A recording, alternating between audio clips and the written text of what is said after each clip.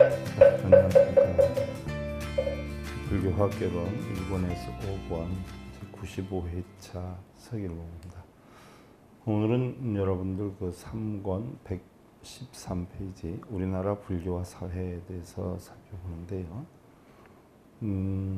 본론으로 들어가기 전에요. 야부선사 글 하나 개성으로 알려드리고요. 자, 합장들 하시고 혼관산유색 근청수무 성여 춘거화유 제라인 매조부경이 니라나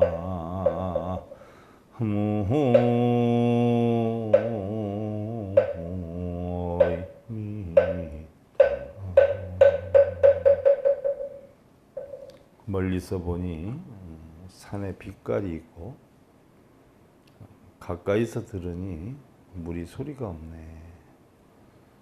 봄은 가도 꽃은 아직 있고 사람이 와도 새가 놀라지 않네. 시비 분별을 하지 않는 본래 마음에 대해서 설해 놓은 것인데요. 봄은 가도 꽃은 아직 있고 사람이 와도 새가 놀라지 않는다. 것은 여야한 마음의 이치에 대해서 설해 놓은 것이죠. 야부선사는 여러분들 금강경 오가해를 해설한 분이시기도 하죠. 금강경 오가해. 우리 여야함, 자연의 이치. 또 이 가운데에서 공한 이치에 대해서 설해 놓은 것인데 여러분들 오늘 교재 113페이지 우리나라 불교와 사회다.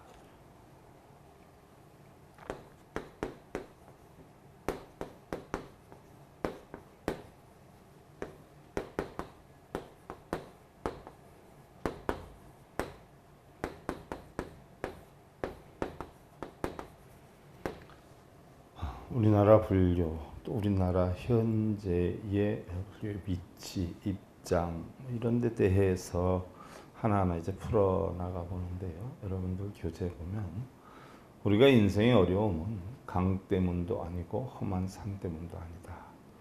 그렇다라고 해서 재물이나 권력, 명예에 있는 것도 아니고 팔자에 있는 것도 아니다.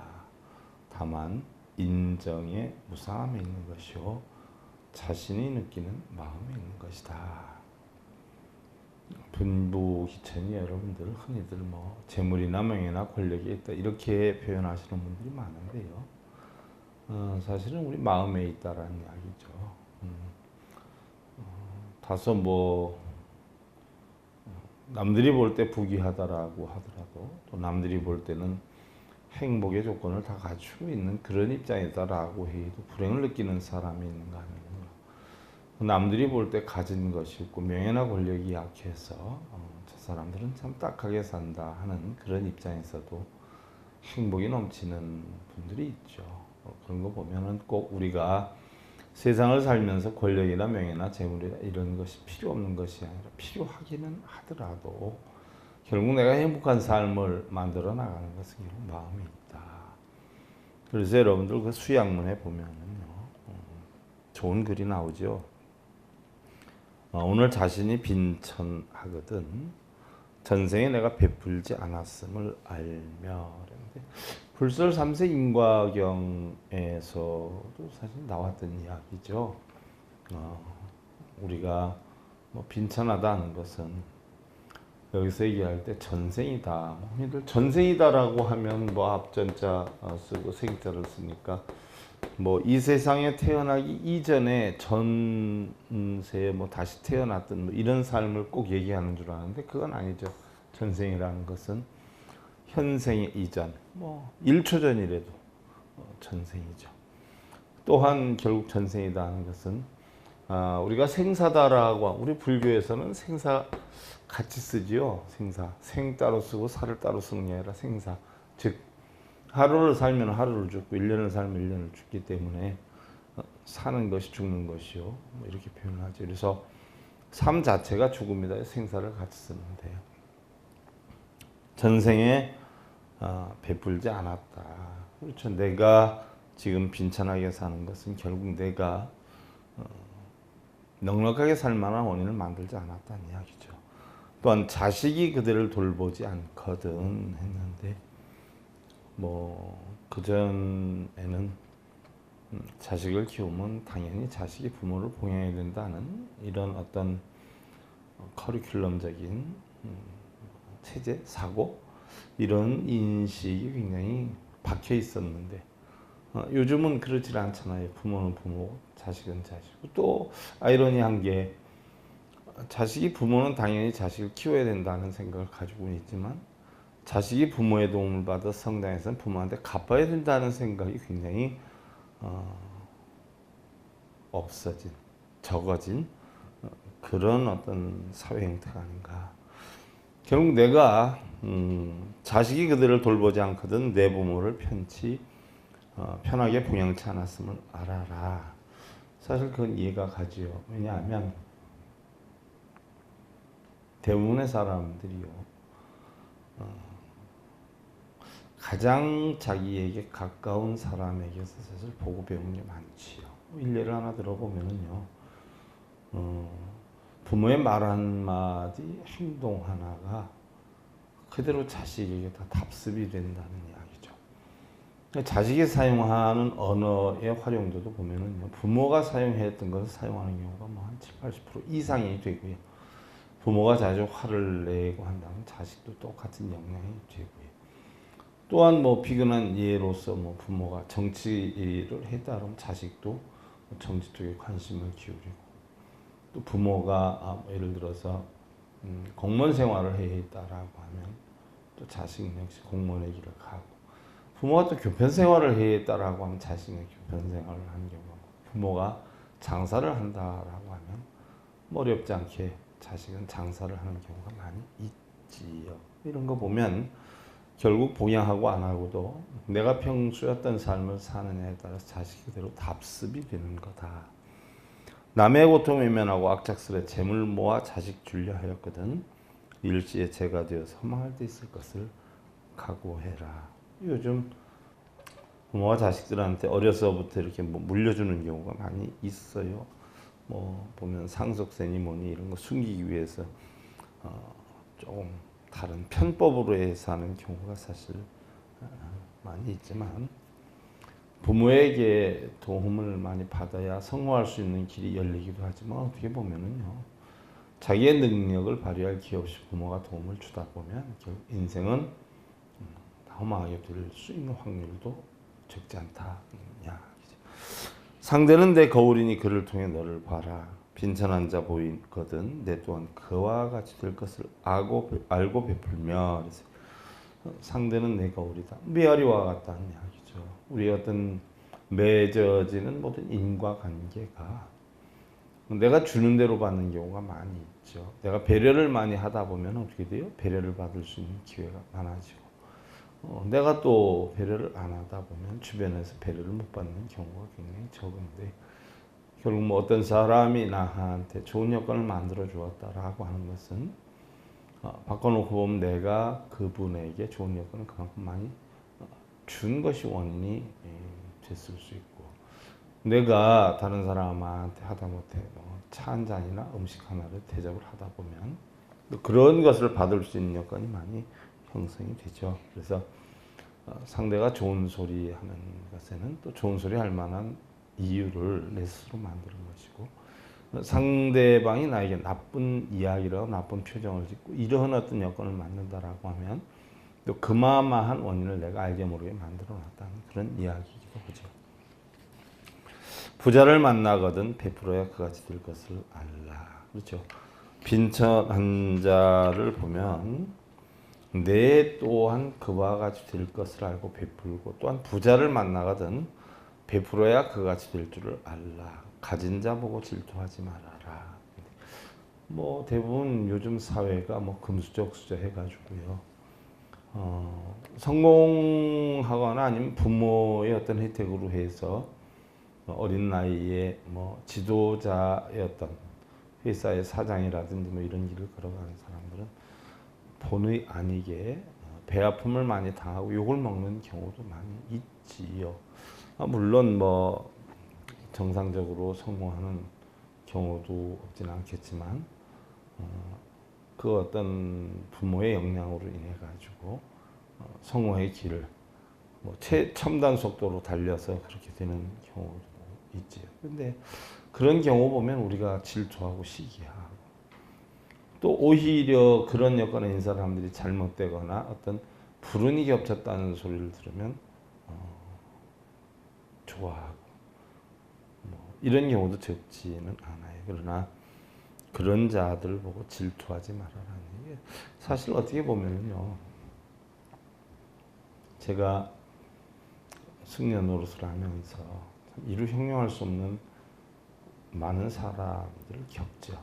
뭐 심지어 뭐 상담에서부터 그분의 어떤 어려운 부분 있는 부분까지 뭐 알게 되는 경우가 적지 않은데요. 세상에는 공짜라는 것이 없다는 걸 제가 뼈저리게 느끼죠. 뭐 성공하는 사람, 잘 사는 사람, 뭐 존경받는 사람, 남편한테 사랑받는 사람, 부모한테 아낌을 받는 사람들 생각하는 바가 달라요.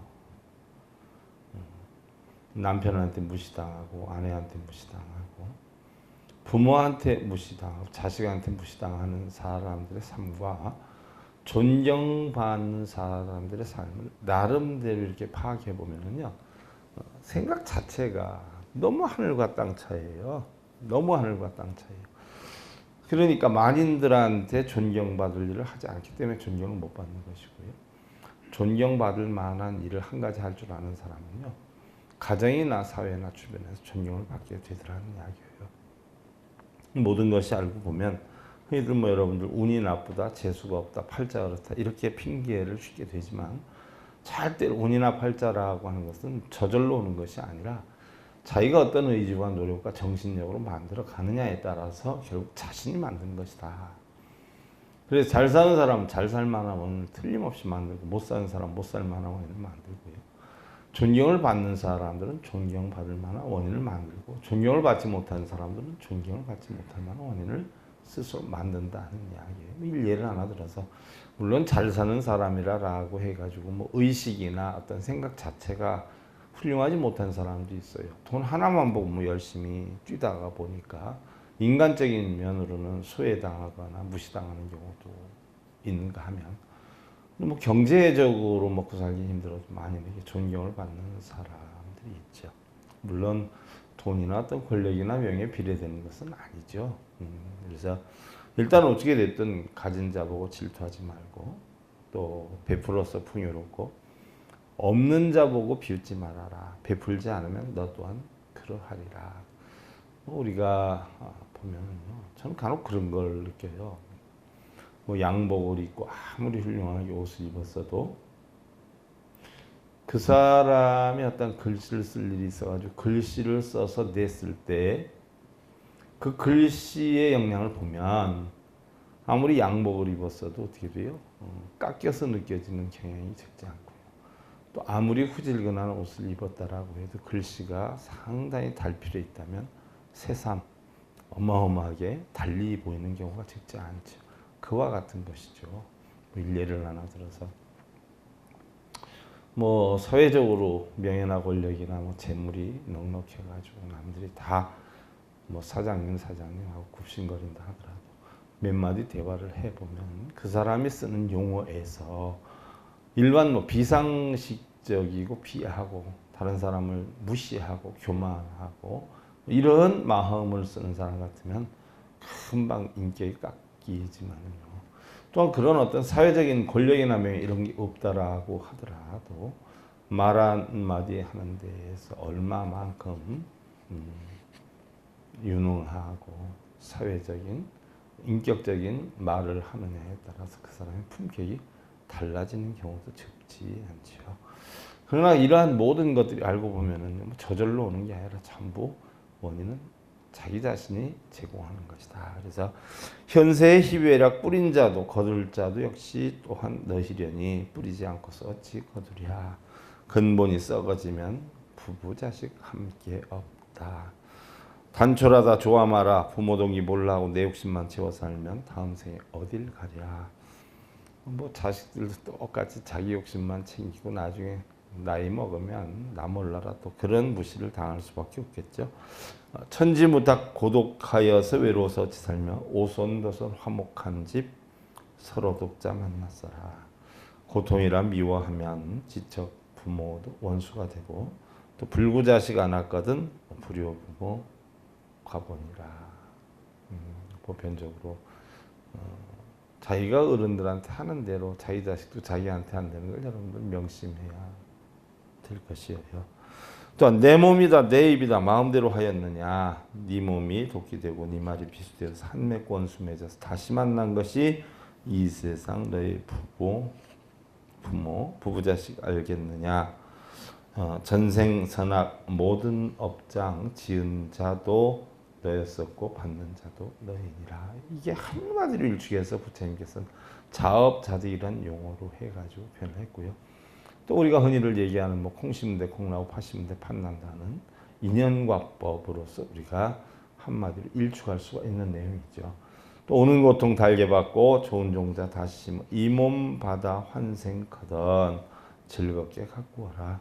짜증내고 원망하면 그게 바로 지옥이고 감사하게 받아내면 극락천당 예 있으니 마음 두고 어딜 가서 뭘 찾아 헤매는가. 결국은 여러분들 우리는 전부 자신의 마음에서 비롯이 되는데 자신의 마음에서 비롯되는 건 생각 안 하고요. 뭐 저절로 그냥 이루어지는 줄 알아. 무슨 얘기냐면 뭐 절 많이 하고 많이 쓰고 읽으면 이루어지는 줄 아는데 그거 해서 이루어지는 건 없어요. 단지 여러분들이 마음을 어떻게 쓰느냐, 어떤 의지와 정신력으로 세상을 살아가느냐, 이게 중요한 것이죠. 천삼나 지만상이 도시다 심중이라. 처자를 사랑하고 부귀를 소망하는 마음을 옮겨서 효도하고 우애하며 남을 책망하고 자신을 용서하는 마음을 옮겨서 자기를 나무라고 남을 이해하고 내게 싫은 것을 남에게 베풀지 말아라. 뭐 요 최근에요 제가 한 2달이 넘도록 거의 하루도 빠지지 않고 미국에서 전화가 와요.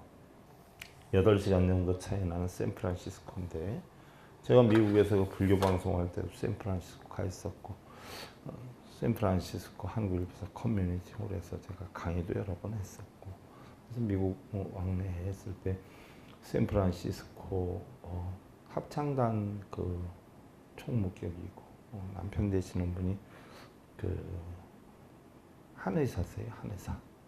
근데 요즘 뭐 잘못돼가지고 법적으로 위반이 됐다라고 해가지고 어려움을 엄청 많이 겪어서 결국 한 2, 3년 면허 정지도 되고 뭐 이러다 보니까 병원도 제대로 운영이 안 되고 엄청 힘들어서 거의 뭐 2달 거의 매일 전화가 오다시피 해요. 그래서 물론 나름대로 뭐 여러 가지 방법을 강구를 해서 같이 상의를 하고 머리를 맞대고 해결하느라고 해서 어떻게 됐든 뭐 어제 이사를 해서 이제 내일 모레 병원을 다시 한의원을 개원한다. 스님 너무 고맙습니다. 너무너무 감사합니다. 스님 덕택입니다. 뭐 이러는데 사실 제 덕택은 아니죠. 왜냐하면 그 원장님이 평소에도 일요일도 없이 하루도 빠짐없이 열심히 사셨던 분이고 또 그렇게 살아왔던 분이고요. 또 바르게 노력했던 분이기 때문에 항상 정의가 최후에는 이렇잖아요. 여러분들 뭐 아무리 머리를 쓰고 잔머리 써가지고 순간적인 이득은 추구할 수 있을지는 몰라도 분명한 것은 진실된 노력하는 사람에게는 천지에 올바르지 않은 사람이 당연할 재간이 없다는 것이 입증이 될 건데요. 세상 살아가는 데는요. 그분도 그런 말씀 하대요.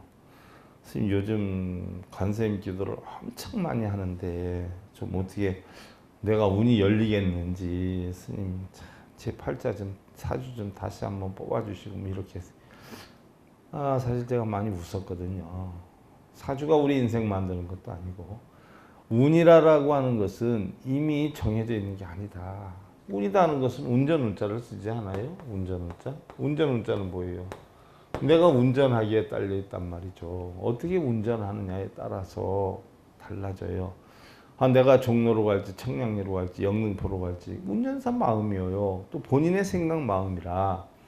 그러니까 늘 최선을 다해서 움직이다 보면 운이라고 하는 것은 자기의 노력만큼 형성이 되는 것이다.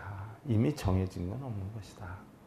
뭐 이런 이야기를 했고, 또 가장 우리가 어려움을 느낄 때 가장 좋은 지혜가 나온다. 거의 뭐 최악의 상황이었어요. 최악의 상황이었는데 가장 어려웠을 때 가장 훌륭한 지혜가 나온다. 라고 얘기를 하고, 뭐 심지어 뭐 별 생각까지 다 했었는데 어떻게 됐든 이제 원만하게 되니까 스님 감사합니다 하는데, 제가 뭐 감사하게 해드린 건 하나도 없죠. 단지 본인이 만든 것이다. 그래서 짜증내고 원망하면 그게 바로 지옥이고, 감사하게 받아내면 극락천당이 여기 있으니 과연 마음을 두고 어딜 가서 뭘 찾아 헤매는가. 우리 불교에서 보면 사실 뭐 차안피안 그러지 않아요. 차안피안. 차안이다 그러면 뭐 이것을 나타내고, 피안이다라고 하면 열반의 언덕을 나타내는데, 결국 차안피안이 제가 몇 번 말씀드렸지만 인도에서 우기 때 비가 많이 오면 평지는 비에다 덮여서 위험하니까 좀 언덕지로 대피해서 생활하는 것을 피안이라고 한다 했어요. 그래서 낮은 곳 생활하면 비가 오면 죽을 염려가 있으니까 밤잠도 못 자고 하는데, 좀 언덕진 데로 가면 비가 와도 어떻게 돼? 안전하게 잠을 잘 수 있어요. 결국 그래서 저 언덕에 이른다는 경우가 결국 피안이 된 것이고, 지금 뭐 우리의 삶에서 불행한 사람이 행복하게 되면 그게 이제 피안이다. 이렇게 표현을 하는데, 결국 극락과 천당이나 지옥이나 뭐 이런 것은요, 뭐 흔히들 그 언덕배기가 흔히들 천당일 수 있잖아요. 편안하게 생활하니까. 그러나 그건 어떤 형이상학적인 문제고요. 또 우리가 보이지 않는 어떤 심적인 역량으로 따져보면 내가 불편함을 겪고 괴로움을 겪으면 그것이 바로 지옥이 될 수가 있고요. 내가 마음 편하게 지니고 항상 만족하는 삶을 살고 행복을 느낀다면 그것이 바로 우리가 극락일 수 있다. 그러니까 감사하게 받아내면 바로 내가 극락이 되었다가, 짜증을 내면 바로 뭐예요? 지옥이 된다 하는 것. 즉 천삼나 지만상이 도시다 심중에 마음에 있는 것이라, 처자를 사랑하고 부귀를 소망하는 마음을 옮겨서 효도하고 우애하며, 그죠? 처자를 사랑하는 거 좋죠. 그 전에 모르겠어요. 저는 그때 아버님이 교편 생활하셨는데 제가 아주 어려서 들은 얘기인데 아직도 잊어먹지 않고 있어요. 아버님께서 하신 말씀이, 처자는 의복과 같으니요 부모 형제는 수족과 같으니라. 그래서 수족은 한번 잘못되면 사람이 장애자가 되는 것이고, 의복 같은 경우는 잘못된데 얼마든지 갈아입을 수 있으니, 뭐 처자보다도 사실은 부모 형제를 더 소중히 여겨야 하는 그런 어떤 유교적인 이런 말씀이신데, 요즘 사실 그 용어를 그대로 사용하면 여러분들 어떻게 생각할지 몰라. 요즘은 또 잘못 큰일 날 수 있어요. 물매 맞을 수도 있어. 가장 가까운 사람이 처자인데, 왜 처는 무천이잖아요. 무천. 부부는 무천이잖아. 응? 근데 부모 자식 간에는 일천이란 말이에요. 일천. 그러니까 천수도 멀죠. 어떻게 됐든 처자를 사랑하고 부귀를 소망하는 마음을 옮겨서 효도하고 우애하고, 남을 책망하고 자신을 용서하는 마음을 옮겨서 자기를 나무라고 남을 이해하며, 그렇죠? 우리가 자신은 쉽게 용서를 해요. 남은 용서를 못 해요. 그런 마음을 옮겨서 남을 용서하고 자신에게 채찍을 가하라 하는 이야기죠. 그래서 자신을 나무라고 남을 이해하면 내게 싫은 것을 남에게 베풀지 마라. 세상에는 가장 좋은 벗과 나쁜 친구가 자신이며, 자타를 구하는 가장 큰 힘과 파멸의 칼날 또한 내 속에 있나니 누구를 원망하고 누구를 탓할 수 있는가. 자, 여러분들 한번 생각들 해보세요. 늘 여러분들 일이 뜻대로 안 될 땐 남편 탓, 아내 탓, 자식 탓, 세상 탓 많이 해요. 또 요즘 젊은 사람들 보면 자기는 뭐 흙수저라고 해서 부모 탓을 참 많이 하는 경우도 있어요. 근데 가장 중요한 것은요, 세상의 모든 것은 원인 없이 이루어지는 결과는 없어요. 다 원인에 의해서 결과가 이루어져요. 물론 뭐 여건이 넉넉한 사람들보다 같은 조건에 성공을 하는 것은 뭐 여건이 힘든 사람이 어렵지요. 뭐 하루아침에 쫓아갈 수는 없다라고 하지만 그러한 것들이 사실 꾸준히 쌓이고 쌓이다 보면 언젠가는 따르기도 하고 또 한 세대가 바뀌면 뒤집혀질 수 있어요. 그러나 중요한 것은요, 내 한 생각 마음을 어디에 두느냐에 따라서 인생이 바뀐다는 이야기예요. 인생이. 제가 뭐 얼마 전에 리딩으로 리드해라 그 내용의 책에서 보니까 두 사람이 조건이 비슷해요. 가족도 같고 사회적인 어떤 생활 패턴도 좀 비슷하고 좀 넉넉한 것도 비슷하고 그런데 뉴욕에서 있었던 일이죠.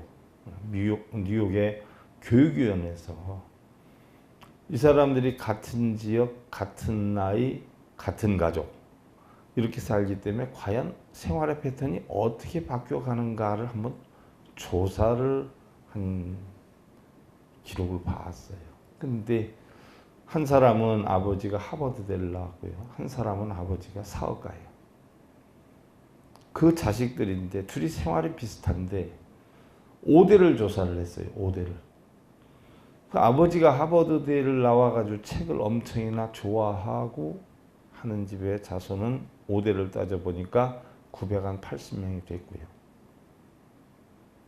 책보다는 돈 버는 쪽에 매력을 느껴가지고 사업을 좋아하고 여행을 다니고 뭐 이런 스타일의 사람은 5대까지 자손이 1036명이 한 4, 50명이 더 많더라고요. 근데 보니까 그 5대 후의 결과가 좀 놀라우리만큼 다르더라고요. 부통령을 한 명을 냈고요. 대학 총장을 50몇 명을 냈고요. 교수를 7, 80명을 냈고요. 또 공무원 200 몇십 명을 냈고 뭐 이런 어떤 추세로 됐는데 그 사업을 했던 사람들 후손은 1036명인데 보니까 사회 불황화 교도소에 갔다 온 사람이 90명 또 유흥업소 근무하는 사람이 90명 또 사회적으로 살 수가 없어가지고 노동을 하는 사람이 뭐 한 200명 그래서 국가의 지원 없이는 살아갈 수 없는 사람이 280명 해가지고 5대 동안 1억 5천만 달러를 그 집안의 정부에서 지원한 그 기록이 있더라고요. 그래서 깜짝 놀랐어요.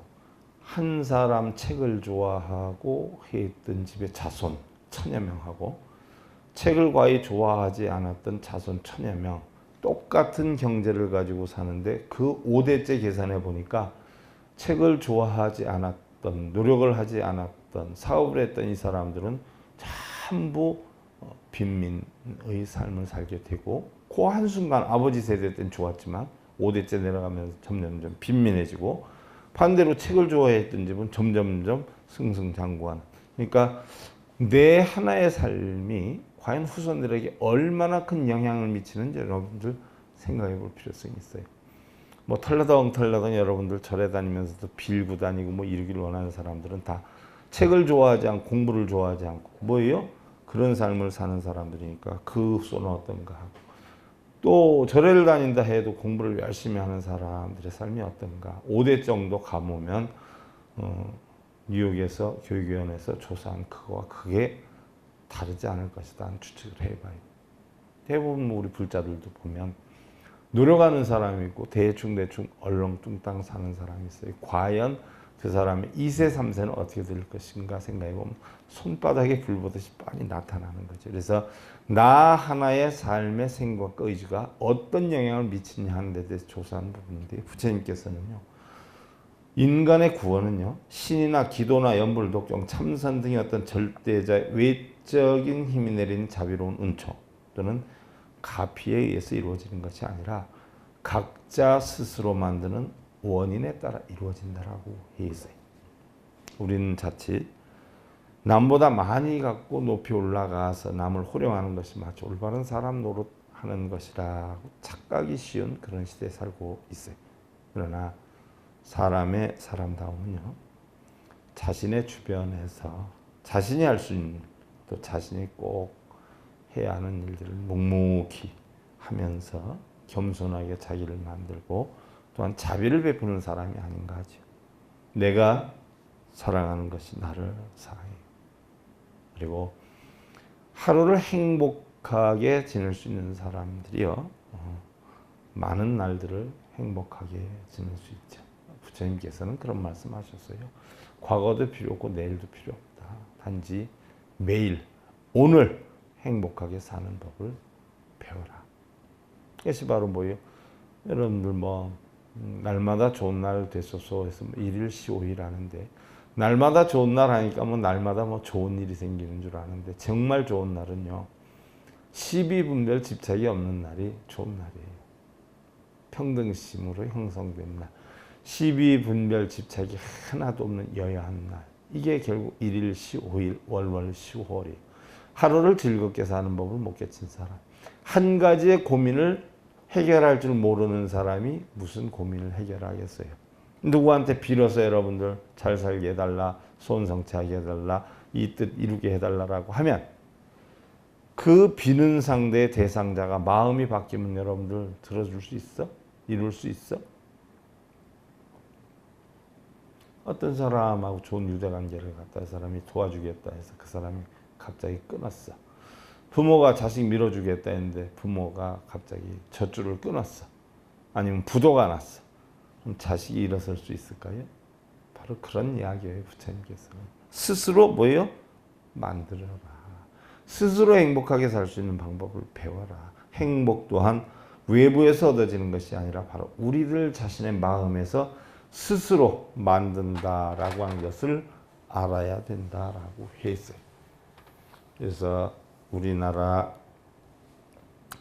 불교와 사회에 대해서 살짝 열어보고요. 다음 시간부터는 여러분들 과연 그럼 우리가 지금 봉해하고 있는 불교의 유래는 어떻게 됐고 어떻게 전파가 되어서 지금 우리가 불교라고 하는 것을 접하게 되었는가를 여러분들 살펴보는 시간을 갖도록 하고요.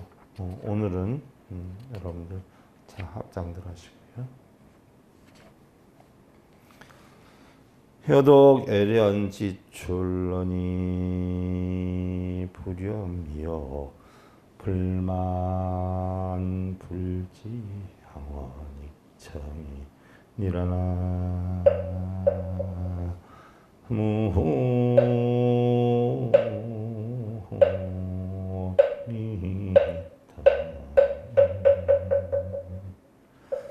연꽃은 진흙에서 나왔으나 더러움에 물들지 않고 가지는 치지 않지만 향기는 더욱 멀수록 막다. 무슨 얘기냐?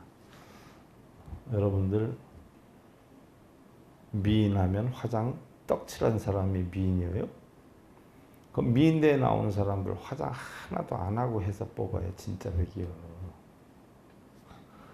옷 호화찬란한 거 잔뜩 입혀서 미인대에 뽑을 게 아니라 꼬무줄 바지 하나씩 입히고 나왔을 때 미인이 진짜 미인이야. 미인이요? 아니면 미옷이야? 미옷. 그럼 미옷 뽑기 돼야지. 미인 뽑기 돼 아니잖아. 바로 그와 같은 거예요. 인간의 향기는 옷에서 나는 거 아니야. 향수에서 나오는 게 아니야. 인품의 향기. 그 사람의 마음이 어떤가에 따라서 비록 겉으로 향수를 안 쓰고 비싼 명품 가방 안 들고 꼬무줄 바지, 월남치마 같은 거 입고 다녀도 거기에서 나오는 잔잔한 미소와 인격체를 갖췄을 때 우리는 그를 미인이다 이렇게 표현을 해요. 옷 다 벗어 제쳐놓고 미인 어쩌고 그건 아닌 것 같아. 정말 훌륭한 미인은 인품에서 나온다. 인격에서 나온다. 그런 미인들, 그런 편안한 삶들 여러분들 만드시길 기원드리면서요. 불교학교는 일본에서 오고 이제 95회차 서일봉이었습니다. 감사드립니다.